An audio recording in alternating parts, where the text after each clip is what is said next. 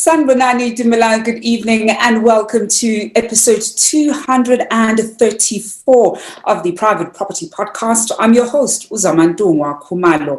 It's the Wednesday edition of the Private Property Podcast, and as we always do on Wednesday, we are going to be having somebody from the ABSA Home Loan team, but they've actually sent somebody in their place, and this is someone who needs no introduction to the show. We have her on quite regularly. You're just going to have to stay put a little bit to find out who I'll be in conversation with this evening.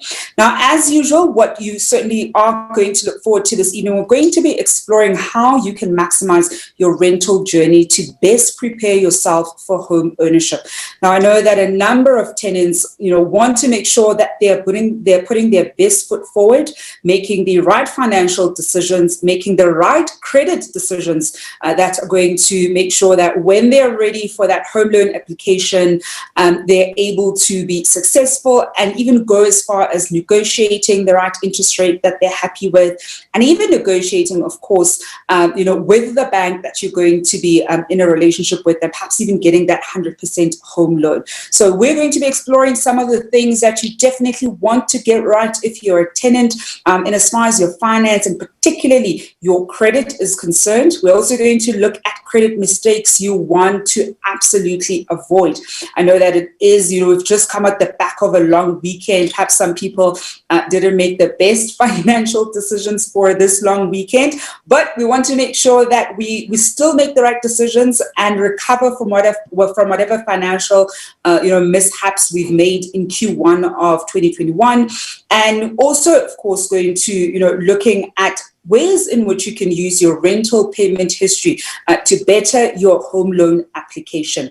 And later on, we'll also explore what the market insight is of the first quarter of 2021 from both a rental perspective, but also I think if we get enough time with my guest, we'll also just look at, the buying and selling side. I think she's got really great data on that. And of course, one of the other things you can always look forward to before we get started with our conversation this evening is the great competition that we are currently running. Now, we've been running the Sherlock Holmes Hunt for the past 12 weeks. We're now in the final week of the competition. And as it is the last week, you certainly have a lot to look forward to. So on Friday, we're going to be giving away the 5,000 Rand voucher that we've been giving away every single week since the competition started. And we're also going to be giving away a 30,000 Rand voucher. Now, the 30,000 Rand voucher, how you can stand a chance of winning that. Everybody who has entered the Sherlock Holmes competition so far has already been entered into, the draw for that grand prize. If you haven't entered yet for all these past weeks, make sure you enter this week, because we'll also enter you into the potential grand prize for that 30,000 Rand voucher. And the riddle for this last and final week of the Sherlock Holmes Hunt, I think it's relatively easy. I think, I haven't been able to successfully crack any of the riddles, and I think a big part of me tried not to, just in case I mistakenly let it slip on air. So I've actually purposefully made sure I don't go hunting, because I will probably slip clues in that I know I shouldn't be sleeping through during the show. Now, the riddle for the last week, of course, the 12th week of the Sherlock Holmes Hunt goes as follows. Lelucia is home to this little gem. Pet-friendly and perfect for a summer splash. 4 beds and 4 baths for less than 4 mil. Get ready to see it from all angles. And that is the riddle for this last and final week of the Sherlock Holmes Hunt. So do make sure that you go to our website on www.privateproperty.co.za and enter this Sherlock Holmes Hunt. You absolutely do not want to miss out. Now, one of the other things that you can also find, of course, across our social media platforms are the other great shows that we have in store for you at Private Property. I am talking about the First Time Home Buyers Show with Essie Claassen that you can look forward to later on this evening at 8 p.m.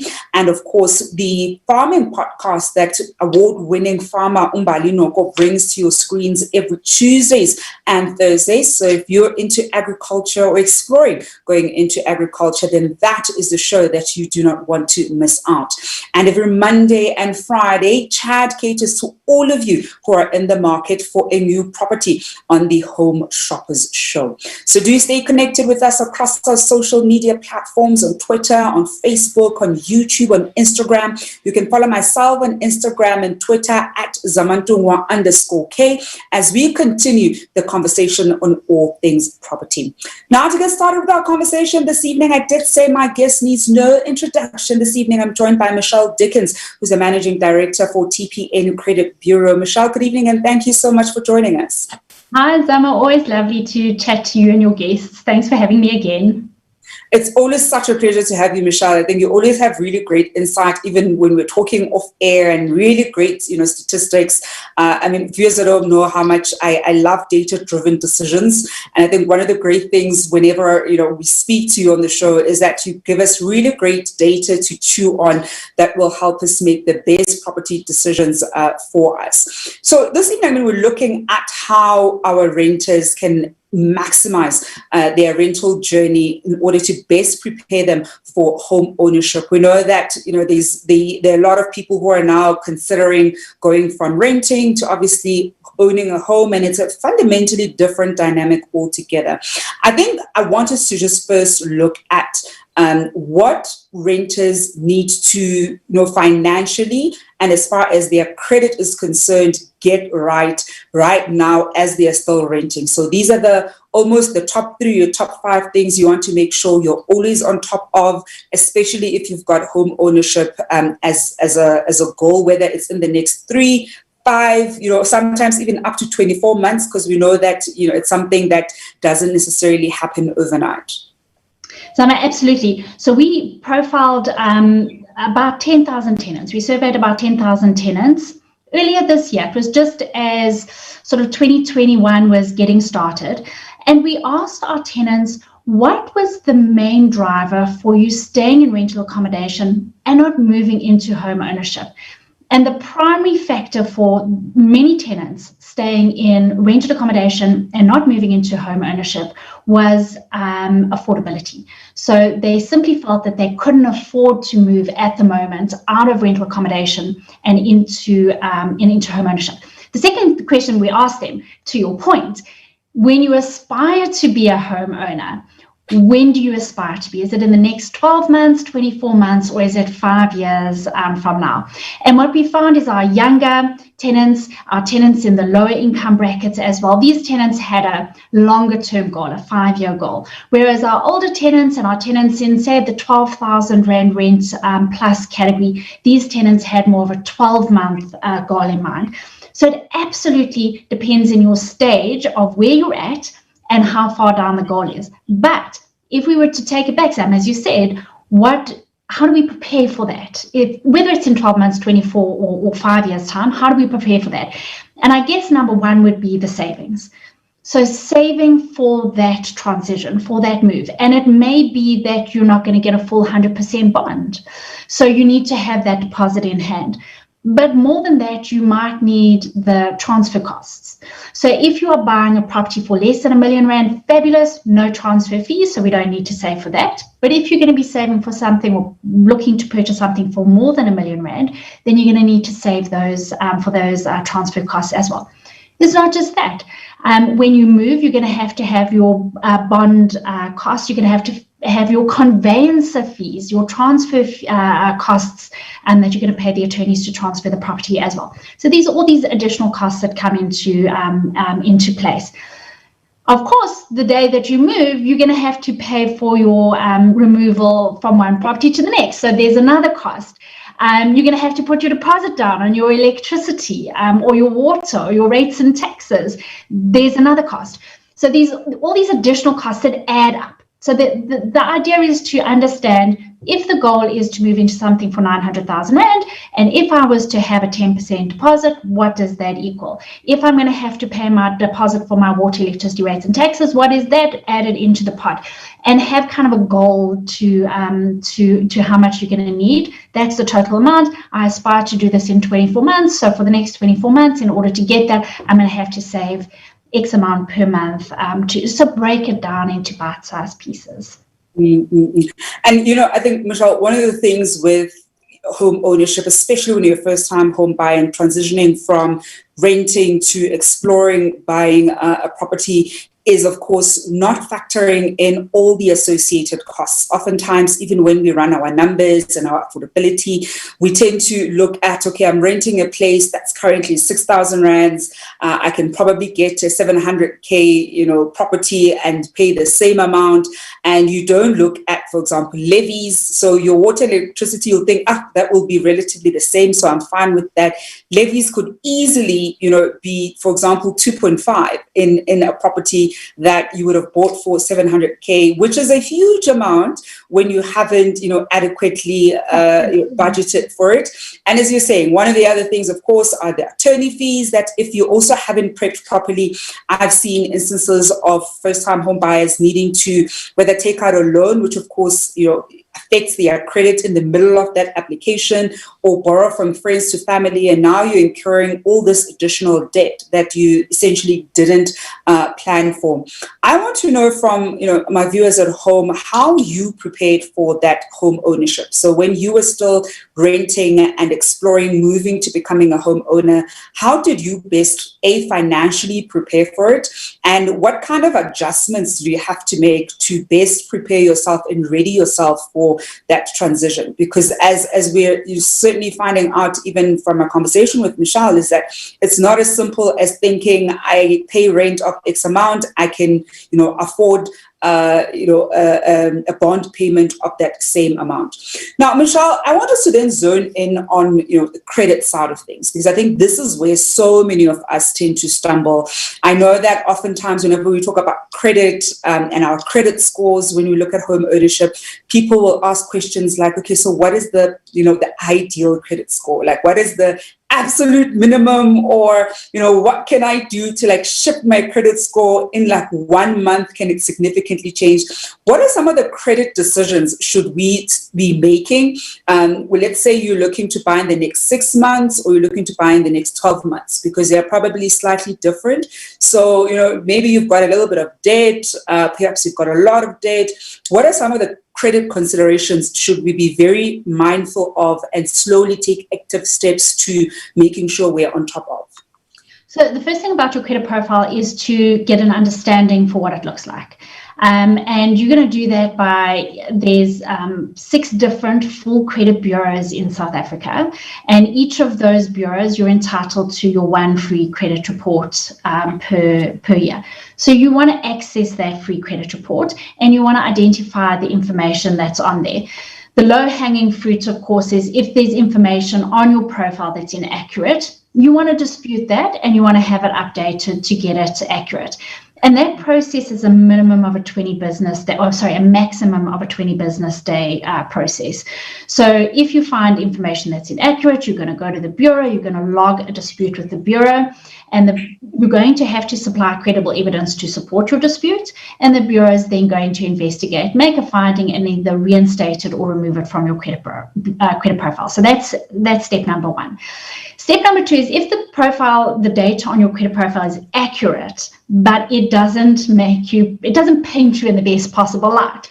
Here we want to go about remedying that as quickly as possible. Yeah. So step number 1, if you have a judgment or a default on your credit profile, that information or that debt needs to be repaid. The capital amount outstanding on that needs to be repaid.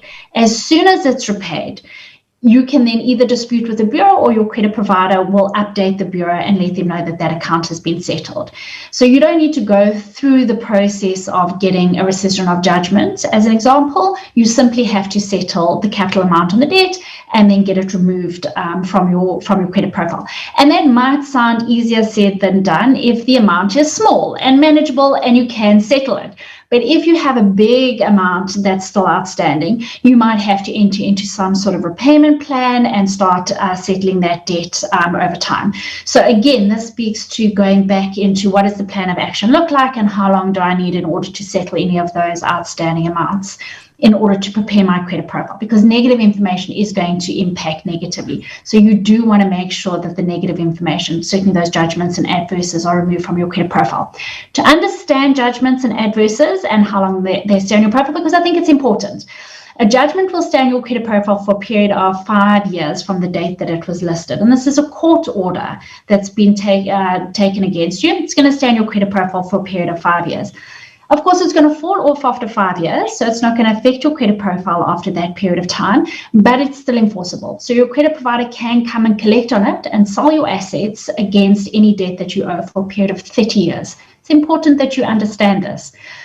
An adverse listing is information that hasn't gone through the court process. Often it's where a credit provider will list you for an amount that's reasonably small, and it's not worth the cost of taking legal action against you. And this is going to stay on your credit profile for a period of 12 months. So if it's been on your profile for 11 months and 29 days, tomorrow it's going to fall off your credit profile. Probably not what I should be teaching our viewers at home, but it's important that people understand how the data works. The next and most important type of information that weights quite significantly on your credit profile is how you pay your debts on a monthly basis. And this is what the bureaus refer to as payment profile information.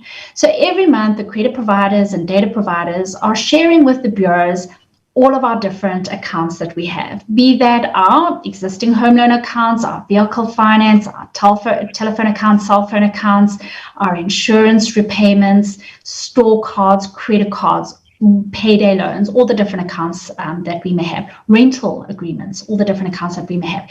And what we're looking at here is what is the total exposure? So what is the total value of debt that you owe? Maybe it's 2 million Rand in total. And what is your monthly commitment? So what are you paying back on a monthly basis? And maybe that's 15,000 Rand a month. That gives us an idea from an affordability perspective. What is your income? What are you already committed to your other credit providers? And what is therefore left over to make your repayments on a future home loan? We'll also include what your arrears are. So how many months are you in arrears with your different accounts? So what the bureaus, what the credit providers like to see is that you pay your accounts on time and in full every single month. So sometimes what happens is we have maybe a store card account and it's not a big amount. And so some consumers feel, oh, you know, I'm not going to pay it this month, but next month I'll just double up and I'll catch it. Immediately, that is going to have a negative impact on your account. It doesn't matter that it was a small amount. What matters is that we can see that you got yourself into 1 month in arrears on that particular account. That's going to sit on your credit profile depending on the bureau that is storing the information. Some bureaus, TPN stores your rental payment profile for a period of 5 years. So there's a 5 years implication there. And some of the bureaus store your payment profile for either 2 years or 3 years. Legislation allows it to be held for 5 years. So you absolutely are going to now need time for that on your profile to work its way out over a period of time. I am this evening in conversation with Michelle Dickens, who's the Managing Director at TPN Credit Bureau. And we're looking at ways that you can maximize your rental journey when you want to prepare for home ownership. Do send your questions and comments through.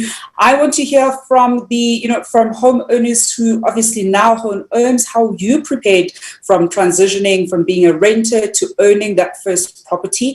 What were some of the cuts or that you needed to make, or some of the habits that you needed to change, obviously financial habits that put you in a good position to make sure that you're able to start your home ownership journey. I know one of the things that I did, and I think in my case, it wasn't necessarily a deliberate thing where I thought, okay, I'm going to be renting now and I'm now preparing myself, for owning a home, but it certainly did, serve me quite well, was young professional. And we obviously, I grew up a Kasi, and so driving every day wasn't an option, wanting to live closer to work. And a lot of places, I'm in Joburg, a lot of places typically are quite pricey, especially when you're still a young professional. You're not necessarily earning a lot of money. And even a 1 bed, we look at a cost, for example, of renting a 1 bed and a 2 bed, the price differential isn't usually that big, and a bachelor just wasn't something that I wanted. And so instead I moved in with a friend. A friend and I looked for a good 2-bedroom place. It was in a nice central area, and we're able to split our costs. And that saved us quite a significant amount of money. I think at the time, let's say the place was perhaps 8,000 rands for a 2-bed. If I had to pay by myself or she had to pay by herself, it would have obviously been quite a huge amount. And so being able to split those costs quite nicely, and now we're both very close to home and close to work rather. So even transport costs ended up being cut quite significantly. That's something that you're able to do and, put away that extra money every month to essentially save up for all the associated costs of home ownership. So do share some of the things that you did to make sure that you best position yourself from being a renter to being a home owner.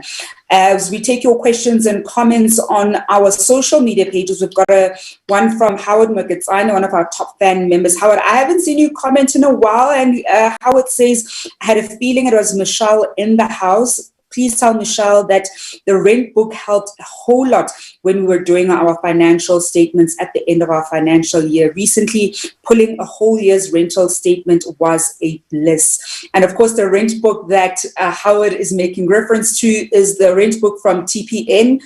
So you do go to their website. They've got amazing resources if you are a landlord, whether you're running your own portfolio. And I found, it's very easily accessible. You don't need to, you don't need any extra hectic training. And as you can hear from Howard, it certainly does come in handy when you have to do your financial year-end stuff and everything is just in one place. And I see we've also got a question here from Rochelle Miller coming also from Facebook asking, what is the minimum income in South Africa needed to qualify for a home loan? I like this question because it's not a black and white answer. Michelle? So first off, thank you, Howard. You're melting my heart there. And then the second question as to what is the minimum amount that you need. Well, there's different types of home loans. So you can look at a FLISP home loan, which is absolutely subsidized. I'm not actually 100% sure what the minimum income is on that, but I do know that it's something. I remember for FLISP, sorry to interrupt you there, Michelle, if I remember FLISP, the last I checked, it was 22,001 rand. Yeah, it's 25. Yeah, I had 25 in my head. I think they may have increased it recently. I was actually speaking to an agent I'm working on in a different transaction. I know FLISP has recently changed some of the rules. One of the things I will say about FLISP is that it's different in the different provinces. So you also need to just check which province you're in. But the figures were around, I think it was 22 to 25,000 per month in the household. But just double check for the exact recent numbers, because I know that there has been a change.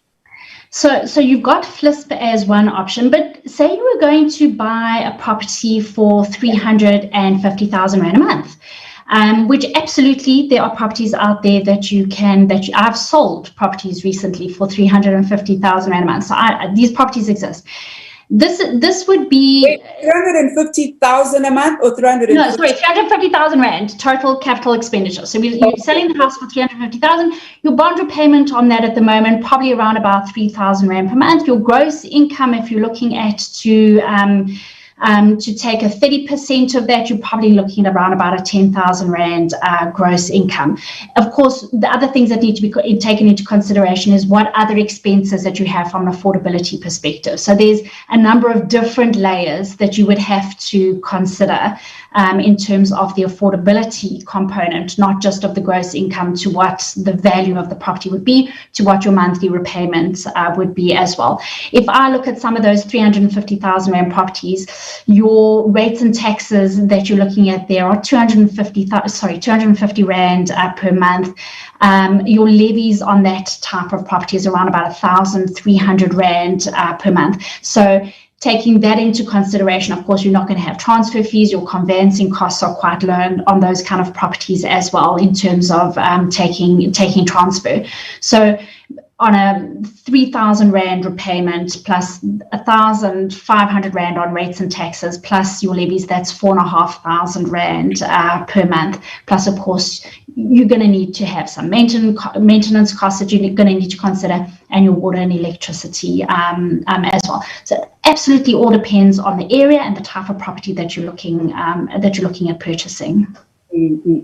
And I mean, I will add to Rochelle's question that sometimes you might even be, because I've seen, for example, certain properties in townships that are also less than, the figure Michelle has cited. She was saying how she's dealt with a 350K property. It really does, vary on a number of factors. I almost want to say there isn't a minimum amount. It ultimately, boils down to what you can afford. So can you afford the property that you're going for? Let's say if you go on a website and there's a property that's listed for 150,000, the amount of money you would need to be earning to qualify for a home loan, for example, of 150,000 is relatively low. So it really, there isn't a minimum amount. There are quite a number of factors, and Michelle did such a great job at highlighting almost how you can think backwards as far as your affordability is concerned. We've got a great question here. There's very amazing questions coming through. We may not be able to get through some of them, and the nice thing is we have Michelle regularly enough. We'll probably bring her back. We've got a question here coming through from let's take Bernice Barber's question. Bernice asking, good evening. I was under debt review until February. I now have a clearance certificate. I see my profile still reflects late payments until then. How many months do banks take into consideration if I apply for a home loan? Very good question.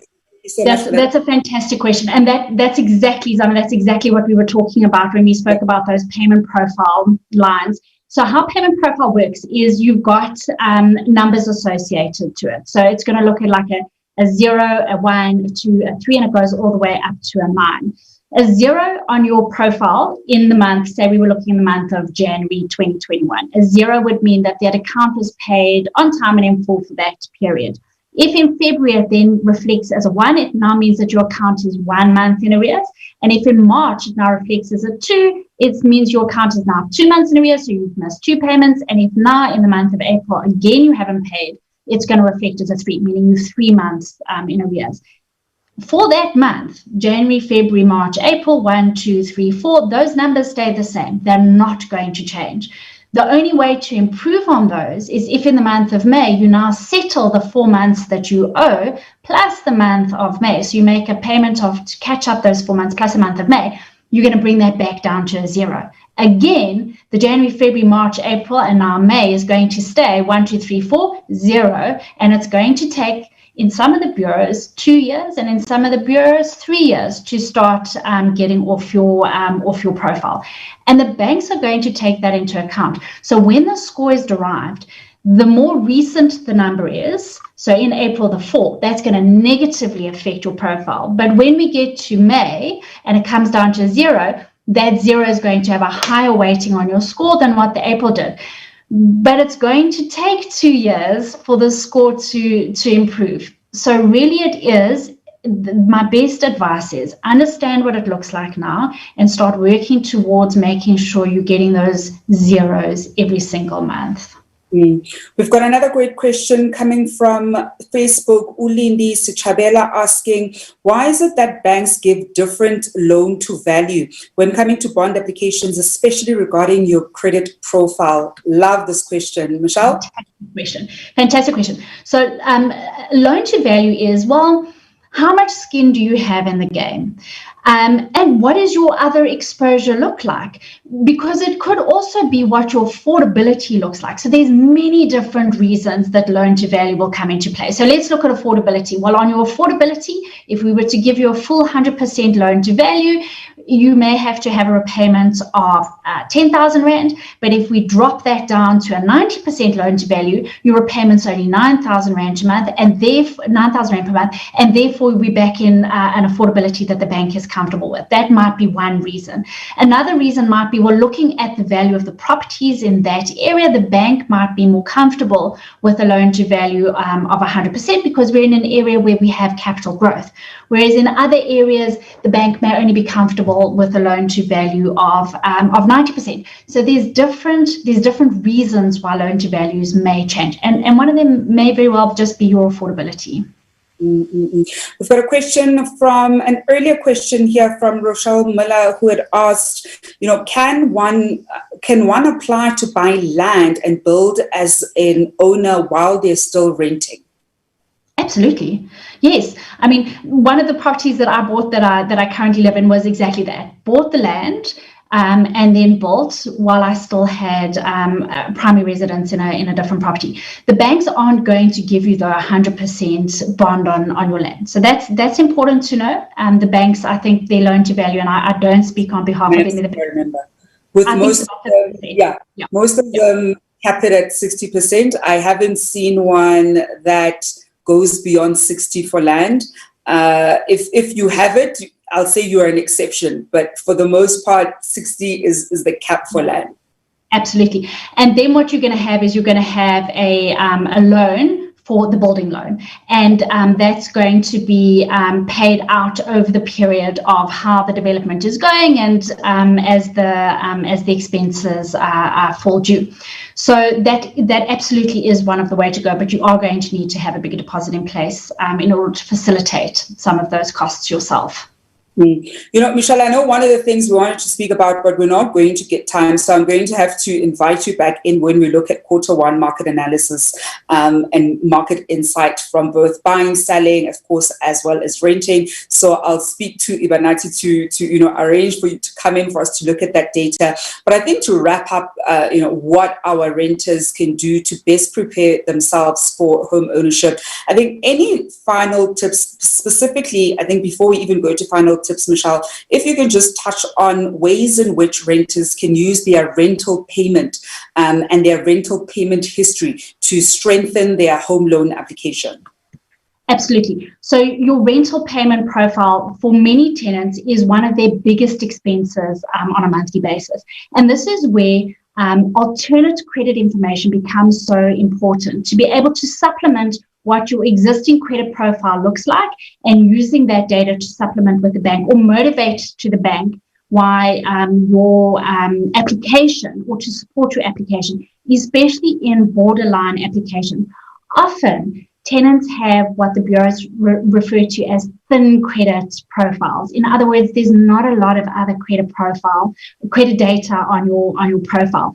And so the banks see that as a high risk simply because they don't know enough about you. And what we've seen is if you get your mortgage originator to take that information and then supplement it with your application to support your application. But in order for them to be able to do that, you need to have built a positive rental credit payments profile.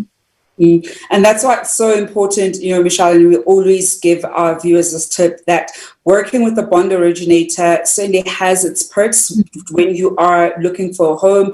I've worked with a bond originator very regularly, even as I sort of build my own property portfolio. I've found that there are instances when it's great to work directly with my bank and my banker, and we're able to, make a case with the credit team. But certainly in the early stages of my own property journey, I worked very closely with the bond originator, and that helped me quite a lot. I was able to get the LTV that I wanted. I was able to, get the relative interest rate that I wanted. And I think if you're still new in buying, especially when you're buying your first home, of course, or you're a fairly new property investor, working with the bond originator definitely does help. I think once you're in it for an extended period of time, then you might want to maybe work directly with your banker and you've now built, rapport in a relationship. But certainly in the early stages, I would urge you to work with the bond originator. So Michelle, then as we wrap up, any final tips for our renters at home in terms of what they need to always bear in mind, especially when they have home ownership on their horizon for the coming months? So my first one is in terms of our partnership with ABSA for our investors that are looking to use their rental income to supplement their affordability. ABSA absolutely uses TPN data to support your application, to understand, can they use any of your rental income, even though it's an unknown number while you go into the application, can they use that to support your affordability? That's the first thing. The second thing is for all our investors that are looking at embarking on home ownership, particularly our first-time investors that may not understand the interest rates. You know, we're in a really low interest rate environment at the moment, and it's not going to be this low forever.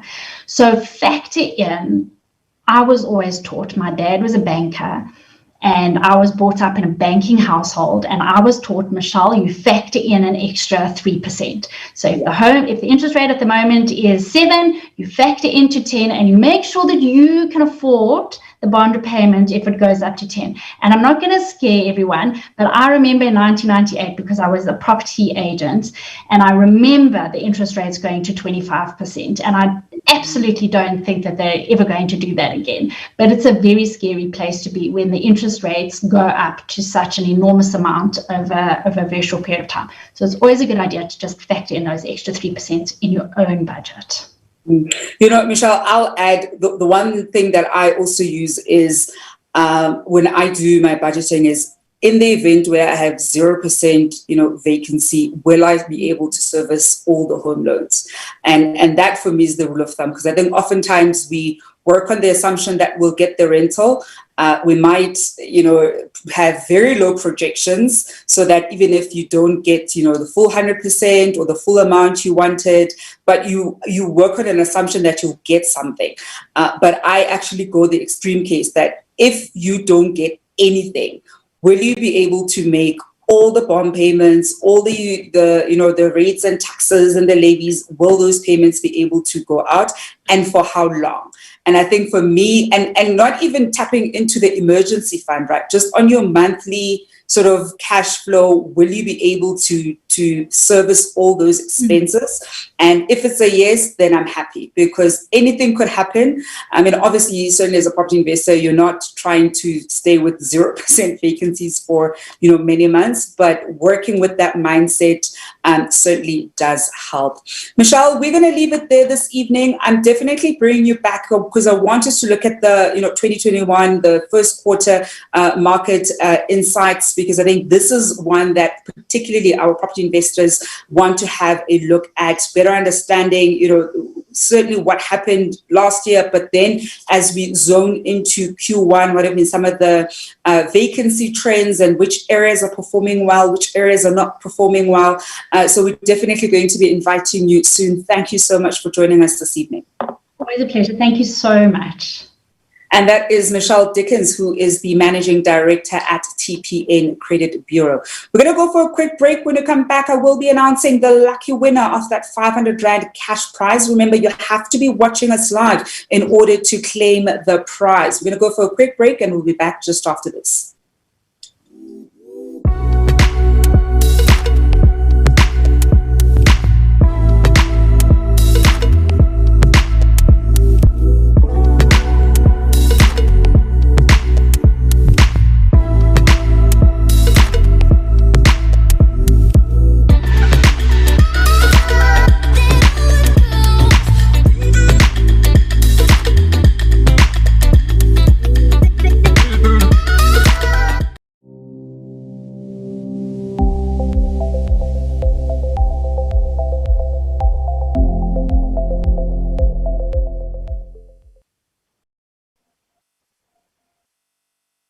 Welcome back to episode 234 of the Private Property Podcast. I'm your host, Uzama Dungwa.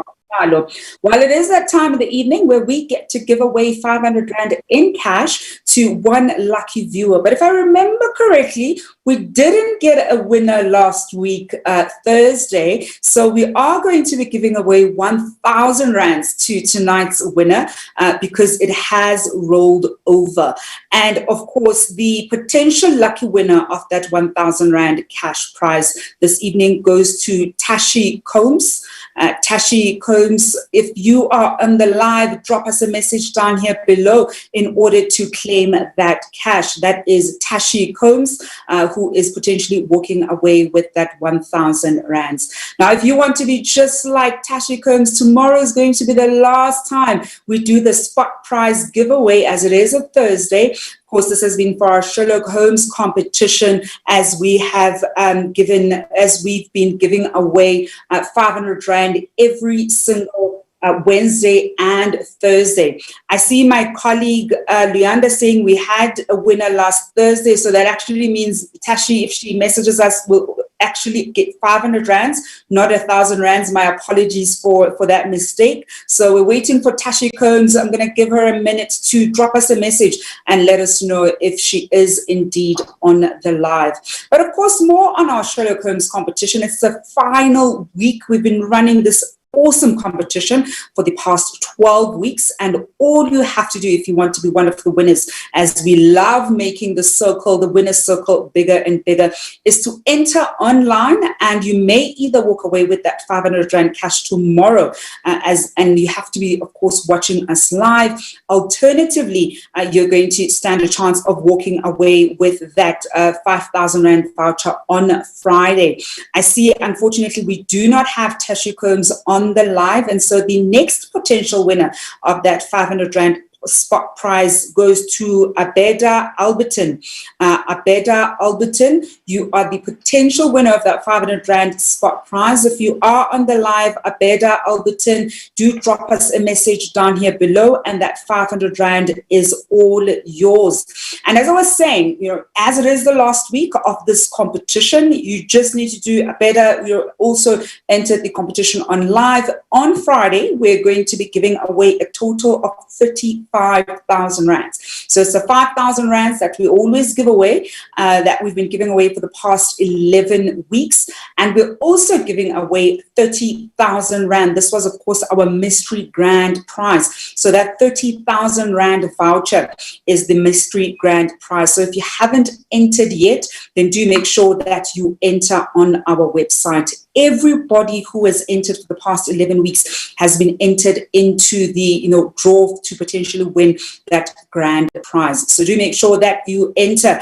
if you haven't already. We're just here waiting to hear from Abeda Alberton. I'm just waiting for my colleague who has texted me saying that they're also not in the house. So what I'll do, we'll wrap this one up, and that means that tomorrow we're going to give away 1,000 rands. It's going to be the last 1,000 rands. I can already tell you I want to give this away. So do make sure that if you've entered the Sherlock Holmes competition, do watch the live tomorrow, so you can drop us a message down here below to claim that last 1,000 rands. Well, that's it from me, Zamantungwa Khumalo, and the rest of the Private Property Podcast team. It has been a pleasure to be with you this evening. Remember, you can catch Esty Clausen with the First Time Home Buyers Show at 8 p.m. Until then, hoping you're staying home and staying safe.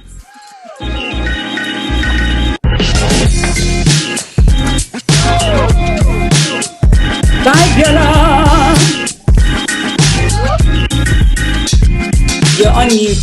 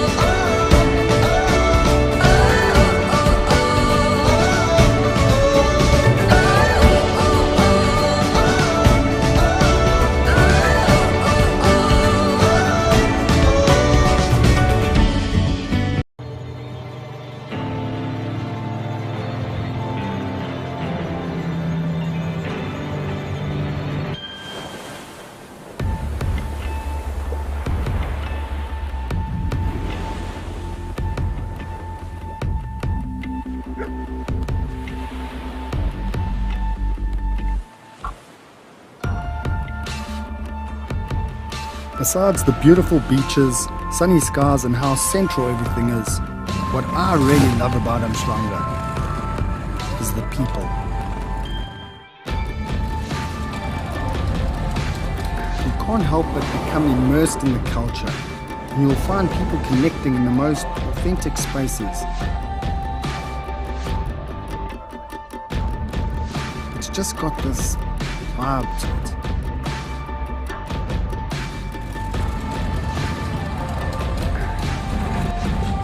It's hard to think that only a few years ago, these business parks and homes were mostly sugarcane. The rate that this area has been developed at is truly mind-blowing.